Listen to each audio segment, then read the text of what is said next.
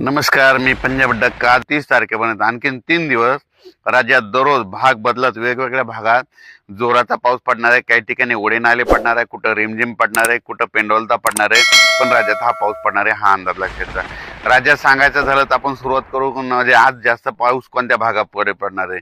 तर सुरुवातीला सांगायचं झालं तर आज यवतमाळ जिल्हा, नांदेड जिल्हा, परभणी जिल्हा, लातूर जिल्हा, बीड जिल्हा, धाराशिव जिल्हा, सोलापूर जिल्हा, सांगली, सातारा, त्याच्यानंतर अहिल्यानगर, त्याच्यानंतर इकडं झालं तर संभाजीनगर, बीड, जालना, बुलढाणा, अकोला, अमरावती, वर्धा, नागपूर, भंडारा, म्हणजे सांगायचं झालं तर ह्या पट्ट्यात आज जरा जास्त पाऊस पडणार आहे।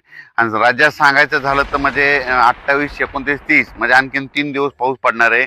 त्याच्यामध्ये राज्यात सांगायचं झालं तर मुंबईला देखील म्हणजे बरेच आजपासून चांगला पाऊस सुरू होणार आहे, म्हणजे थोडे पावसाची स्पीड वाढणार आहे।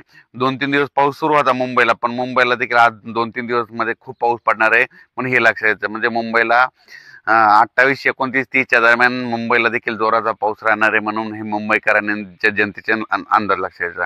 त्याच्यानंतर राज्यात सांगायचं झालं तर महाराष्ट्रामध्ये सांगायचं झालं तर कोकणपट्टीमध्ये देखील ना जवळपास 28, 29, 30 ऑगस्ट पर्यंत कोकणातला पाऊस देखील चालू राहणार आहे। आणि सांगायचं झालं तर परत एक ना पश्चिम महाराष्ट्रामध्ये सातारा, सांगली, सोलापूर, कोल्हापूर, तसेच त्याच्यानंतर अहिल्यानगर, धाराशिव, सोलापूर जिल्हा ह्या पट्ट्यात मात्र आज देखील खूप जोराचा पाऊस पडणार आहे म्हणून पश्चिम महाराष्ट्रातल्या शेतकऱ्यांनी अंदाज लक्षात सांगायचं झालं तर पश्चिम महाराष्ट्रामध्ये आज ठिकठिकाणी काही ठिकाणी मुसळधार पाऊस पडन, कुठं रिमझिम पडन, कुठं वाहुणे पडल, कुठं पेंडोलता पडन म्हणून हा पश्चिम महाराष्ट्रातल्या शेतकऱ्यांना अंदाज येतो।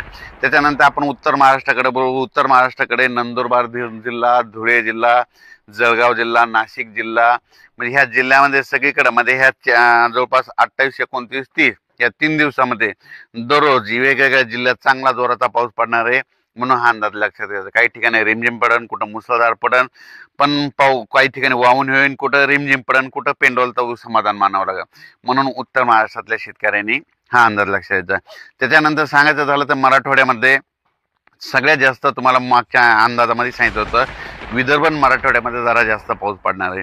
तर सांगायचं झालं तर लातूर जिल्हा, धाराशिव जिल्हा, बीड जिल्हा,